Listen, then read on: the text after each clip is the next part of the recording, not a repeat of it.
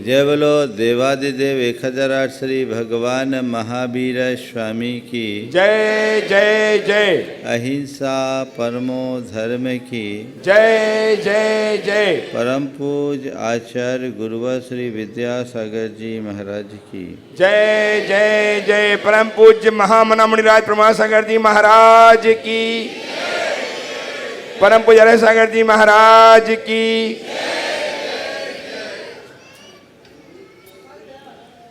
जीवन में जब भी कोई अच्छा कार्य करने का प्रसंग आता है तो हमें बहुत सारी चीज़ों को जोड़ना पड़ता है। बुरे कार्यों के लिए चीज़ें सहज सुलभ हो जाती है, लेकिन अच्छे कार्यों के लिए बहुत कुछ करना पड़ता है और कई बार तो ऐसा भी होता है जुटाने पर भी चीज़ें नहीं जुटती। लेकिन जब ऐसी चीज़ें हमें हासिल हो जाती हैं और हम उसका लाभ उठाते हैं तो उसके आनंद की कोई सीमा नहीं होती। आज आप लोग भी बड़े आनंदित हो ना। आज से 10 बरस पहले की बातें आज फिर से याद आ गई। इसी परिसर में एक लंबे समय तक प्रवास रहा। आप लोगों ने लाभ लिया। आज फिर से वही लाभ लेने की मनोदशा के साथ यहाँ एकत्रित हुए। सवाल है, ये अंतर क्यों? आज 4 बातें आप सबसे करूँगा। किसी भी अच्छे कार्य के लिए सबसे पहली आवश्यकता है सामग्री की। धर्म ध्यान करना है, अगर धर्म ध्यान के अनुकूल सामग्री नहीं होगी तो तुम कैसे करोगे? पूजा पाठ करना है, पूजा पाठ के अनुकूल सामग्री नहीं मिलेगी तो तुम पूजा पाठ कैसे करोगे? प्रवचन सुनना है, सत्संग करना है, उसके अनुकूल सामग्री न मिले तो क्या करोगे? कोई भी कार्य करना है तो उसके अनुकूल सामग्री का होना बहुत जरूरी है। हमारे साथ अक्सर ऐसा होता है कि हमें अनुकूल सामग्री बहुत कठिनाई से मिलती है। लोग सोचते रह जाते हैं हमें सामग्री मिले मिले मिले, पर वो उससे वंचित हो जाते हैं। आप सब इस अर्थ में बड़े भाग्यशाली हैं कि आपको अपने जीवन को प्रशस्त बनाने के अनुकूल सामग्री सुलभ है कि नहीं? भगवान का मंदिर है, पूजा पाठ है, अन्य धार्मिक संयोग है, और अब तो जब से मीडिया का प्रभाव बढ़ा है, घर बैठे भी ढेर सारी धर्म ध्यान की सामग्री आपको इन चैनलों के माध्यम से सुलभ हो रही है ना? इस अर्थ में आप भाग्यशाली हो कि नहीं? और प्रकट रूप में भी आज आपको सब कुछ सुलभ हो जाता है। पहले लोग गुरुओं के समागम के लिए तरसते थे, अब बहुत सहजता और सुगमता से गुरुओं का समागम मिलने लगा। आपके नगर गांव में गुरुजन आते हैं और कदाचित नहीं आ पाते तो आप उनकी शरण में जाकर अपने आप को कृतार्थ कर लेते हो। इस अर्थ में आप सब बहुत भाग्यशाली है। वे लोग अपने भाग्य को कोसते कोसते चले गए जिन्हें ये साधन सामग्री सुलभ नहीं हुई। पंडित जुगल किशोर मुख्तार, जिन्होंने मेरी भावना लिखी, उन्होंने अपनी एक भावना को गज़ल के माध्यम से प्रस्तुत की। शायद आप लोग उसे नहीं सुने होंगे। सामग्री के अभाव में मन कैसा विकल होता है, कैसा व्याकुल होता है, ये पीड़ा इन पंक्तियों में प्रकट होती है। उन्होंने लिखा, साधु के दर्शन कहीं पाता नहीं, दिल दुखी है दर्द सहा जाता नहीं। साधु के दर्शन कहीं पाता नहीं, दिल दुखी है दर्द सहा जाता नहीं। धर्म की चर्चा थी उनसे जा बजा, धर्म अब ढूंढे नजर आता नहीं। कौम की किश्ती भंवर में जा फंसी, साधु तारक बिन तरा जाता नहीं। और दिल में आता है कि मैं साधु बनूं, साधु बिन साधु बना जाता नहीं। साधु बिन साधु बना जाता नहीं। वो पीड़ा उनके अंदर थी। वो एक युग था जब अनुकूल साधन सामग्री का अभाव था। इतने मुनिराज नहीं थे, इतनी प्रवचन सभाएं नहीं होती थी, इतनी तत्व की चर्चाएं नहीं होती थी, इतने मंदिर सुलभ नहीं थे, है ना। इस अर्थ में आप सब कितने भाग्यशाली हो। लेकिन अगर हम दूसरी तरफ देखते हैं तो आज से 50 बरस पहले सामग्री भले कम थी, लोगों में श्रद्धा अधिक थी, लोगों का आचरण अधिक था। आज जैसे व्यसन और बुराइयों में संलिप्तता नहीं थी। सामग्री के अभाव में भी वे लोग सुस्थिर थे, और आज सामग्री के सद्भाव में भी लोग बिगड़े हुए हैं। 4 बातें जो आज मुझे आप सबसे करना है, पहले उनका उल्लेख कर लूँ, फिर बात करता हूँ। सामग्री, सत्व, संयोग और श्रद्धा, ये चारों चीजें जिसके जीवन में होती है वे ही अपने जीवन को सफल बना सकते हैं। बात मैं सामग्री की कर रहा हूं। आज सामग्री सुलभ है, पहले सामग्री दुर्लभ थी। लेकिन विडंबना ये है कि सामग्री सुलभ होने के बाद भी हाल बेहाल है। क्यों? मैं कोलकाता में था, एक सज्जन मेरे पास लंदन से आए। यहाँ आने के बाद जब लोगों का हाल देखा, वो करीब 30 वर्ष बाद भारत आए थे। बोले, महाराज जी, मैं तो यहाँ देख कर के बड़ा आश्चर्यचकित हूँ, इससे अच्छा तो हमारा लंदन है, हम लंदन के लोग हैं। क्या?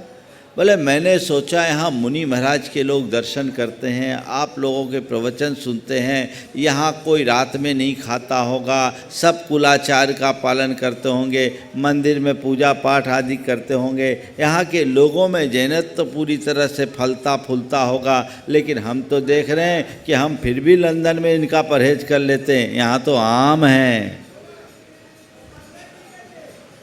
ना। सोचनीय बात। वे 7 समुंदर पार भी अपने धर्म में पूरी तरह निष्ठावान हैं, और तुम यहां रह करके भी दूर हो। क्यों? सामग्री तो है पर श्रद्धा नहीं है। अपने अंदर वैसी श्रद्धा का भाव जगाओ तो पहली बात सामग्री के जुड़ने का, सामग्री को जोड़ने का, जुटाइए, प्रयत्न पूर्वक जुटाइए।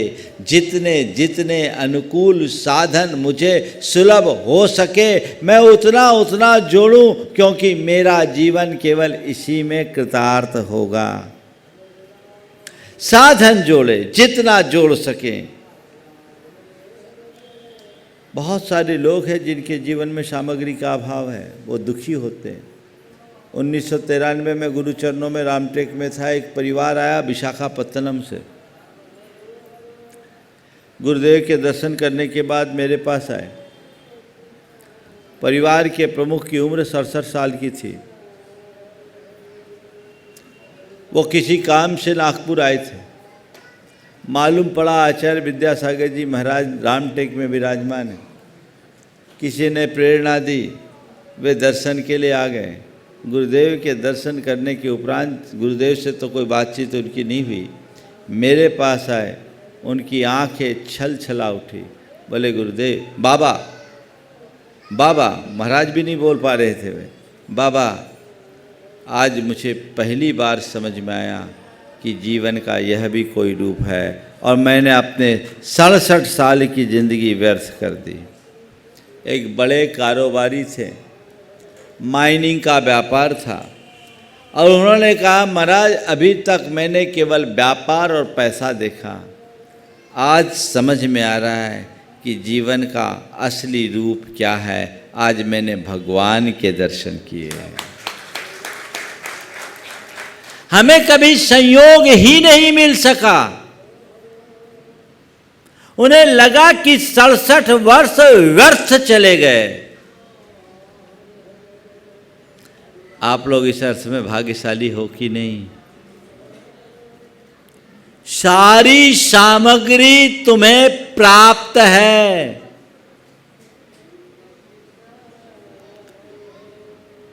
कमी किसी चीज की नहीं है क्या? चलिए, सामग्री के बाद दूसरा चरण है सत्व का। सामग्री तो मिल रही है, पर शरीर में ही जान नहीं है, सत्व नहीं है, अशक्त है। उठा नहीं जा रहा, बैठा नहीं जा रहा, चला नहीं जा रहा, फिरा नहीं जा रहा है, तो अब क्या करोगे? पड़े रहोगे और क्या करोगे?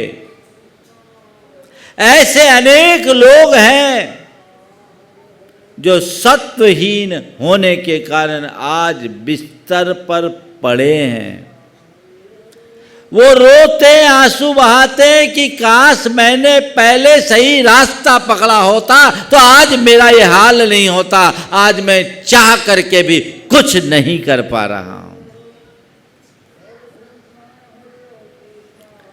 इस अर्थ में आप लोग कितने भाग्यशाली हो कि तुम सब के सब सत्वशील हो कि नहीं हो? सामग्री के साथ सत्व का होना बहुत दुर्लभ है। तुम जितने बड़े बुजुर्ग हो, भैया इसको थोड़ा बंद रखो,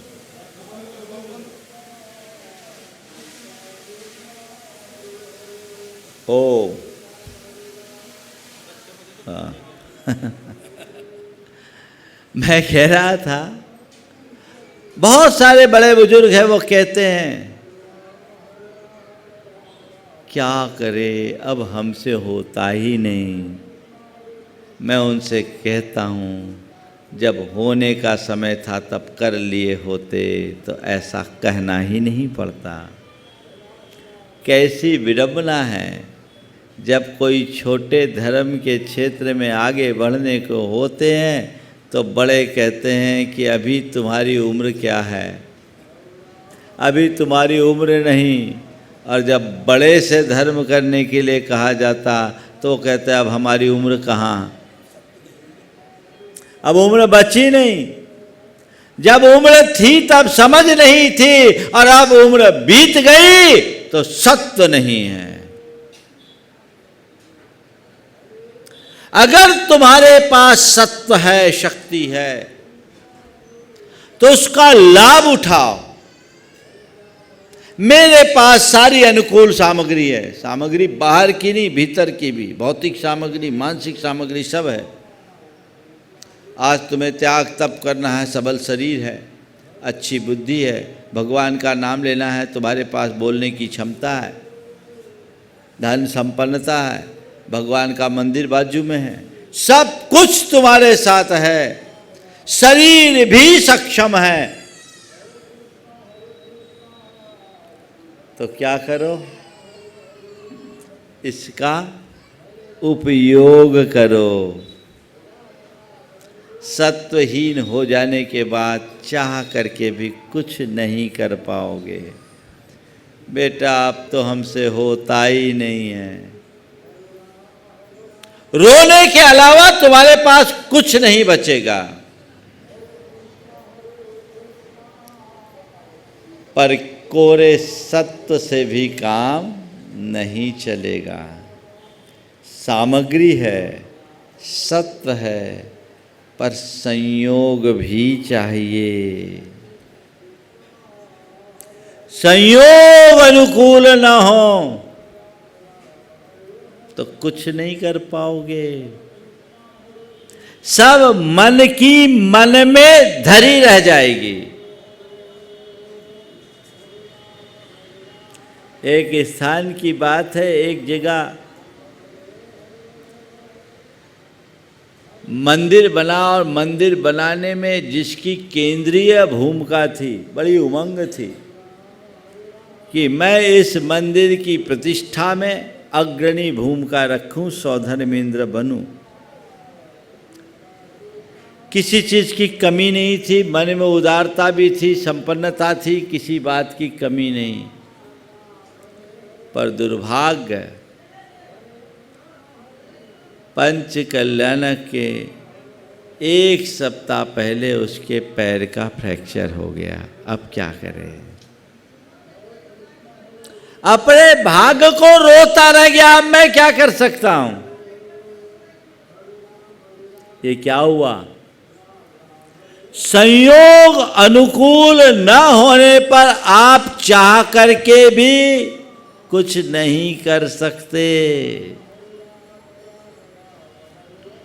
बहुत लोग हैं, कुछ नहीं तो सुआ सूतक लग गया तो धरा रह जाएगा। संयोग कब बिगड़ जाए कहा नहीं जा सकता। तुम सोचो कि मैं केवल बोली लेकर के सब कुछ पालूं तो असंभव। संयोग अनुकूल होना चाहिए और संयोग तुम्हारे हाथ में नहीं है।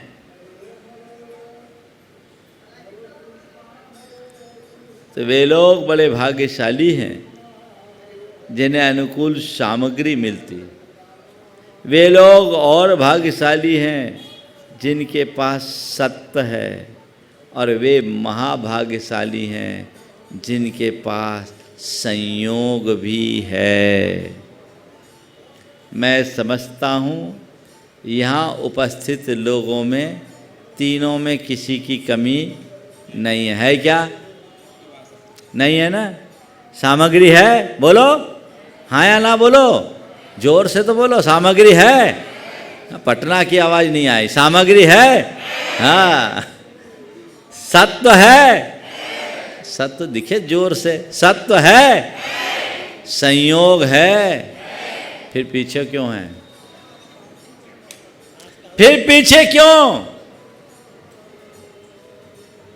इन तीन के होने के से काम नहीं चलेगा। इन तीन से भी बलवान है श्रद्धा। श्रद्धा होनी चाहिए। अगर तुम्हारे मन में श्रद्धा है तभी तुम सामग्री का लाभ उठा पाओगे, तभी तुम अपने सत्व का सदुपयोग कर पाओगे, और तभी तुम्हें संयोगों से कुछ लाभ मिल सकेगा। श्रद्धा नहीं तो क्या है? कुछ नहीं। अपनी श्रद्धा को टटोलो, श्रद्धा को जगाओ, क्योंकि श्रद्धा हमारी प्राथमिकताओं को बदल देती है। मन में श्रद्धा हो जाए कि नहीं, मुझे ये काम करना है, इसी में मेरा हित है, तो तुम्हारे लिए बाकी सब बातें गौण। फिर किसी को प्रेरणा देने की जरूरत नहीं पड़ेगी, खुद अंदर से उत्प्रेरित होगे। और तुम लोग हैं जिनको धक्का मारना पड़ता है, चलो चलो चलो चलो। जब तक श्रद्धा नहीं जगे तब तक प्रेरणा की जरूरत है। जिसके हृदय में श्रद्धा जग जाती है वो खुद औरों का उत्प्रेरक बन जाता है। अपने अंदर ऐसी श्रद्धा को जगाइए, प्रगाढ़ता के साथ जगाइए। कदाचित सामग्री का अभाव हो, चलेगा, श्रद्धा होनी चाहिए। श्रद्धा के बल पर तुम अल्प सामग्री में भी महान लाभ ले सकते हो, और श्रद्धा के अभाव में बड़ी बड़ी सामग्री भी तुम्हारे काम नहीं आती। एकलव्य की श्रद्धा को देखो। एकलव्य इतना बड़ा धनुर्धर बना, किसके बूते? किसके बूते? बोलो। उन्हें द्रोणाचार्य तो नहीं मिले ना? द्रोणाचार्य नहीं मिले, उन्होंने इनकार कर दिया कि मैं तुम्हें ये विद्या नहीं दे सकता। एकलव्य ने कहा, गुरुदेव अब मैं तो सीखूंगा और आपसे ही सीखूंगा, और आप दोगे, मुझे विश्वास है, केवल आपसे ही सीखूंगा। कहानी के विस्तार में मैं नहीं जा रहा हूं, लेकिन एकलव्य की श्रद्धा के चमत्कार का एहसास जरूर कराना चाहता हूं। मुझे सीखना है और केवल आपसे ही सीखना है। कहते हैं अर्जुन साक्षात द्रोणाचार्य से जो नहीं सीख पाया, द्रोणाचार्य की मूर्ति के बल पर एकलव्य ने वह सब कुछ सीख लिया। किसने सिखाया? श्रद्धा ने। आज मैं आप लोगों से केवल इतना कहना चाहता हूं, अपनी श्रद्धा को बलवान बनाइए। बाकी चीजें 4 दिनों की है, सब छूट जाएगी। ये मौज मस्ती, ये भोग विलास, ये मटर गश्ती तुम्हारे काम में नहीं आने वाली। जीवन को सही दिशा में नियोजित करो। तुम बड़े भाग्यशाली हो कि तुम्हें भगवान की शरण प्राप्त हुई, गुरुओं का मार्गदर्शन मिल रहा है। ये सब पाकर के भी अपने जीवन में बदलाव नहीं लाते, तो तुमसे बड़ा अभागा इस संसार में कोई दूसरा नहीं होगा। अपनी चेतना को जगाइए, जीवन को रूपांतरित करने के लिए संकल्पित हो जाइए। मेरी श्रद्धा बलवान हो। श्रद्धा अगर ठीक होती है तो आचार, विचार, व्यवहार सब अपने आप बदल जाता है। आज के समय में हम देख रहे हैं कि मनुष्य के चरित्र में बहुत अधिक गिरावट है।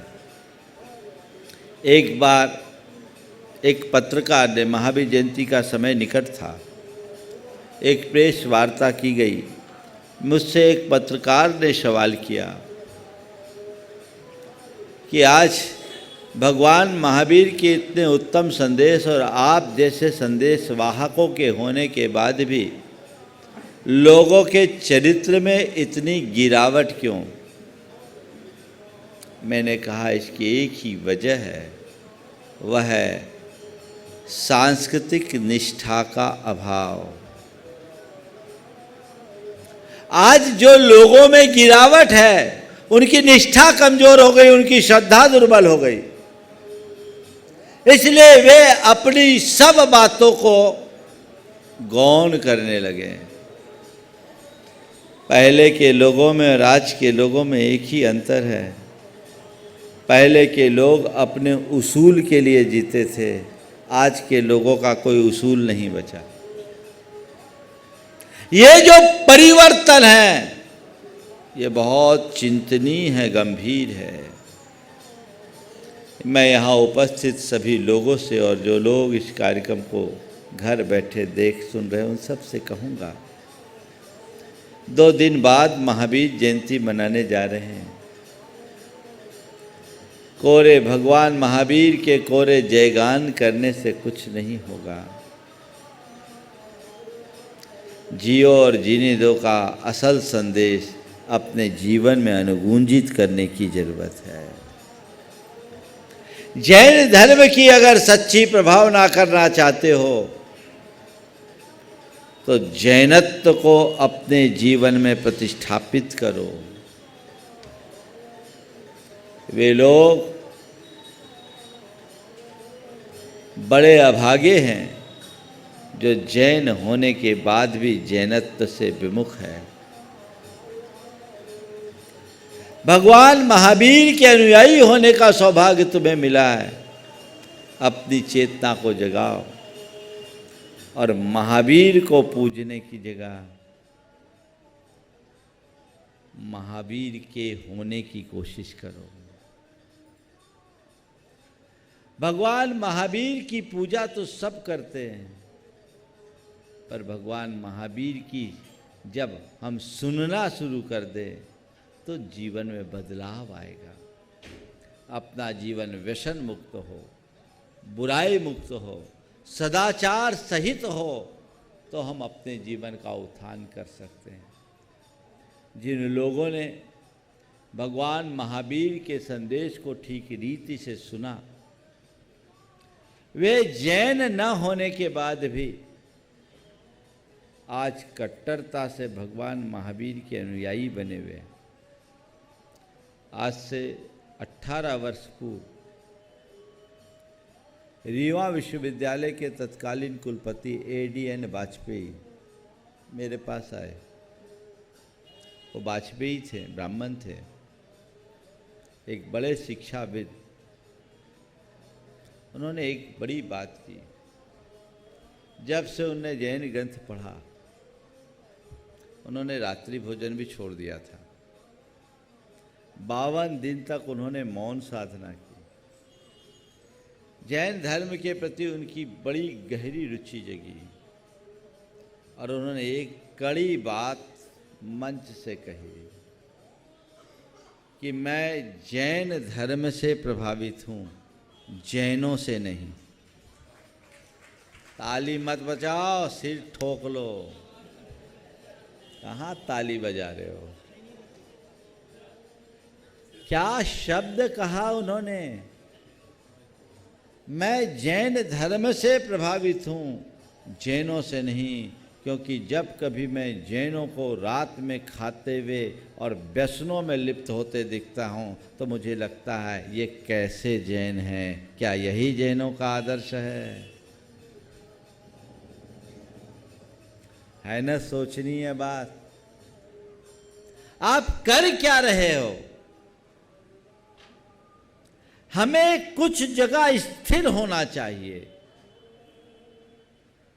आज की नई पीढ़ी के लोग बहुत ज़्यादा व्यसनों में संलिप्त होते जा रहे हैं। खासकर उच्च शिक्षा में जाने वाले लोगों में, चाहे वो युवक हो या युवती, मद्यपान आम होता जा रहा है। जब मैं युवक युवतियों से बात करता हूँ तो वे कहते हैं धीरे धीरे ये तो अब एक कल्चर हो गया है। कल्चर नहीं, ये हमारे कल्चर को कचरा बनाया जा रहा है, कुतरा जा रहा है। इनसे बचना चाहिए।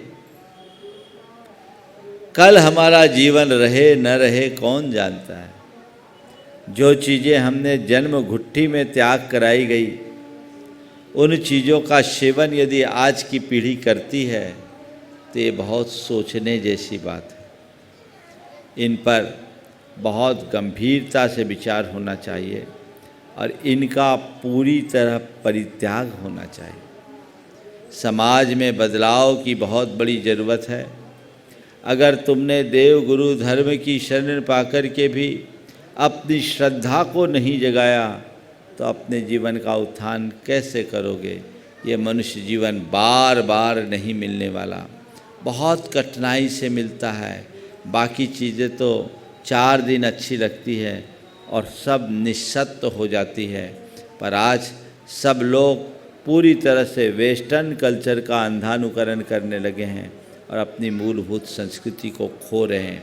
संत कहते हैं मौज शौक करो पर अपनी मर्यादाओं के भीतर। मर्यादाओं का उल्लंघन करोगे तो जीवन में कभी सफल नहीं होगे। आपके यहाँ गंगा बहती है, गंगा में लहरें उत्पन्न होती है, अटखेलियाँ खेलती है। गंगा खूब अटखेलियाँ खेलती है, लेकिन अपने तटों के मध्य रहकर, तटों का उल्लंघन नहीं। और जब जब गंगा अपने तटों की मर्यादा को छोड़ती है, तोड़ती है, तो पटना में अनेक बार उसका विप्लव देखा है कि नहीं देखा? मर्यादा में रहोगे सुरक्षित रहोगे, मर्यादा खोगे तो सब कुछ खो जाएगा। ये अपने गांठ में बांध कर रखिए कि मुझे मेरे जीवन की सीमा में रहना है। हर व्यक्ति की एक सीमा रेखा होनी चाहिए, एक लक्ष्मण रेखा होनी चाहिए। उसका किसी भी स्थिति में उल्लंघन नहीं होने देना, तब कुछ सार्थक होगा। मैं आजकल देखता हूँ गुरु भक्तों की संख्या तो रोज़ बढ़ रही है, पर मन में जैसी भक्ति होनी चाहिए वो नहीं दिख रही। आपका गुरुओं के साथ जो संबंध है, मुझे लगता है भौतिक संबंध बन कर रह गया है, जबकि गुरुजनों के साथ भौतिक नहीं भावनात्मक संबंध ज़्यादा जरूरी है। गुरुओं से तुम भावनात्मक रूप से जुड़ोगे तो वो तुम्हारे हृदय में बैठ जाएंगे, और एक बार जिसने गुरु को हृदय में बिठा दिया वो कभी गलत कर ही नहीं सकता। हृदय में बिठाओ, उन्हें अपना आदर्श बनाओ, और अगर वो तुम्हारे अंदर बैठ गए तो वे ही तुम्हारी समस्त वृत्तियों और प्रवृत्तियों के संप्रेरक बनेंगे। फिर तुम कुछ गलत करने की सोच ही नहीं सकोगे। कदाचित कोई दुर्भाव मन में जागेगा भी तो वो तुम्हें रोक लेंगे। ये संसार बहुत भयावह है, यहाँ भटकाने वाले निमित्त कदम कदम पर हैं। संभालने की सामग्री बहुत कठिन है, इसलिए संभल करके चलो, अपने पतन से अपने आप को बचाओ ताकि जीवन को बेहतर बनाया जा सके। महावीर जयंती आ रही है, पूरे देश में खूब उल्लास के साथ महावीर जयंती मनाई जाएगी। कल लोगों ने रामनवमी पूरे देश में उत्साह से मनाया। 2 वर्ष के अंतराल के बाद ये उत्सव आप सबके जीवन में आया है। महावीर जयंती के लिए भी आपका उल्लास दिखेगा, अच्छे से मनाओगे। और मैं भी चाहता हूँ इस बार 2 साल की कसर निकल जाए, लेकिन ये उत्सव केवल सड़कों का उत्सव न हो, ये उत्सव जीवन का उत्सव बने, ये प्रयत्न करो। सड़क पर उत्सव मनाना, जयकारे लगाना बहुत बड़ी बात नहीं है। ये तो 2-4 घंटे का कार्यक्रम होता है। कई लोग तो ऐसे होते हैं जो ऐसे धार्मिक उत्सवों में भी चढ़ा के आते हैं, उसमें भी चढ़े रहते हैं। ये क्या करेंगे? हालांकि बिहार सरकार ने अच्छा काम किया है कि सुविधाएं ख़त्म कर दी है, फिर भी ऐसे लोग कहीं ना कहीं से अपना कोई ना कोई रास्ता निकाल ही लेते होंगे। लेकिन मेरा कहना है कि सच्चे अर्थों में भगवान की भक्ति करना है, गुरु की भक्ति करना है, तो तुम पर चढ़ना चाहिए। चढ़ा के करो, पर किसे चढ़ा के करो? बस गुरु भक्ति का नशा चढ़ा के करो, प्रभु भक्ति का नशा चढ़ा के करो। बाकी सब नशा छूट जाए, जीवन बदल जाएगा। ऐसा कुछ प्रयास, ऐसा कुछ पुरुषार्थ आप सबके जीवन में घटना चाहिए। ये संयोग मिल रहे हैं हमारे लिए, इनका लाभ उठाइए और अपने जीवन में स्थायी बदलाव लाने के लिए संकल्पित हो जाइए। आज यहाँ जितने लोग उपस्थित हैं, अगर सच्चे अर्थों में अपने आप को जैन मानना चाहते हो, मानते हो कि नहीं पहले ये बताओ, बोलो। आप लोग अपने आप को जैनी मानते हो कि नहीं? थोड़ा जोर से बोलो, जैनी हो कि नहीं? हो ना? तो बस मैं इतना ही कहना चाहता हूँ, यदि अपने आप को जैनी मानते हो तो बस जैनी बनने का संकल्प ले लो। जैनी मानते हो तो जैनी बनने का संकल्प ले लो। महाराज जैनी तो हम हैं ही, अब बनने के लिए क्या करना पड़ेगा? मैंने कहा नहीं, जन्म से जैनी बने हो, जैनी हुए हो, माँ बाप ने जन्म दे दिया, जैन कुल में जन्म ले लिया, इसलिए तुम जैनी कहलाने लगे। पर जैनी कहलाने वाला जैनी बने कोई ज़रूरी नहीं। जब तुम्हारे कर्म में जैनत्व प्रतिष्ठित होगा तब तुम जैनी बन पाओगे। और जैनी बनने के लिए जैन कुल में जन्म लेना ही जरूरी नहीं है, कोई भी बन सकता है। अपने आचरण की पवित्रता का संकल्प लीजिए। मुझे अपने आचार विचार व्यवहार में बदलाव लाना है, जीवन को एक आध्यात्मिक दिशा देना है। व्यसन जो हमारे जीवन का आधा पतन करता, उससे तिलांजलि देनी है, तब न जैनी कहलाओगे। थोड़ा सोचो, जब आप एक समय था जब जैनियों के लिए कहीं आमंत्रित किया जाता था तो लोग उनके लिए सारा प्रबंध दिन में किया करते थे। और अब अगर कोई प्रबंध करे भी तो वहाँ खाने वाला इक्का दुक्का मिलेगा, वो बेचारा शर्माएगा। बाकी कहते हमारा तो चलता है। और केवल रात्रि भोजन नहीं चलता, अब तो सब कुछ चलता है, पता नहीं क्या क्या चलता है। और ऐसा कहने वाले लोग अपने धर्म को ही चलता कर रहे हैं। संभलो, संभालो अपने आप को। ये जिम्मेवारी युवा पीढ़ी की है। युवाओं जागो, तुम्हारे कंधे पर परंपरा का एक बहुत बड़ा दायित्व है। इस रथ को आगे लेकर के चलना है।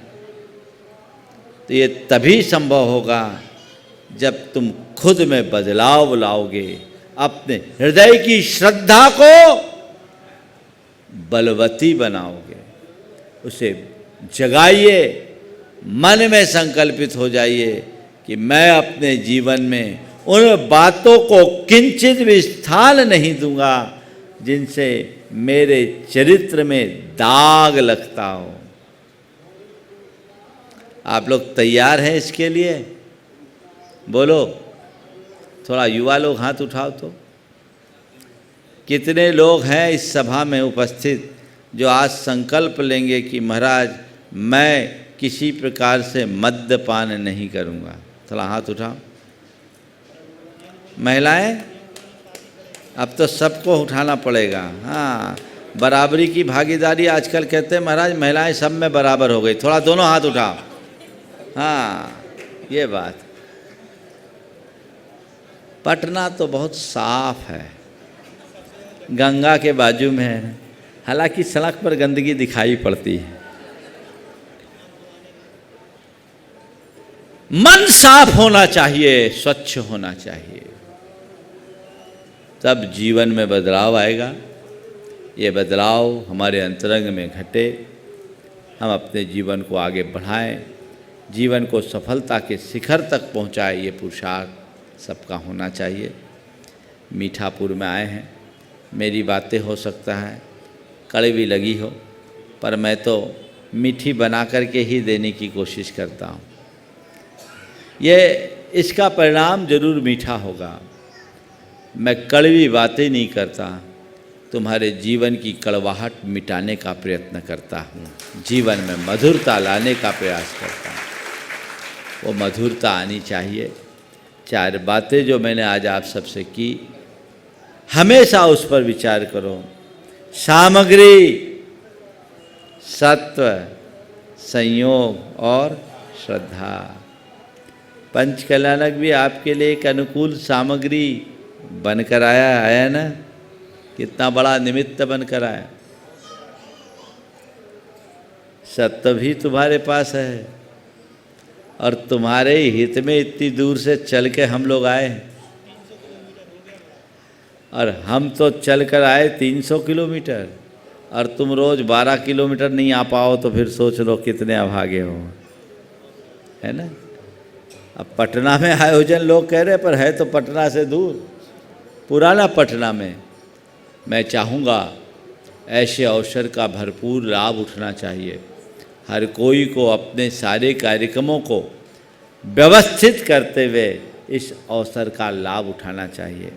महावीर जयंती का उल्लास हमारे जीवन में एक नए उत्साह का संचार करे।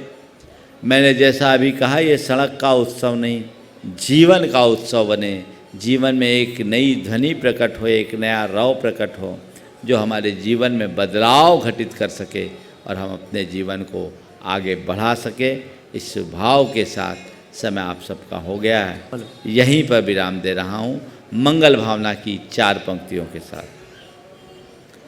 मंगल मंगल होए जगत में सब मंगलमय हो। मंगल मंगल हो ये जगत में सब मंगलमय हो। इस धरती के हर प्राणी का मन मंगलमय हो।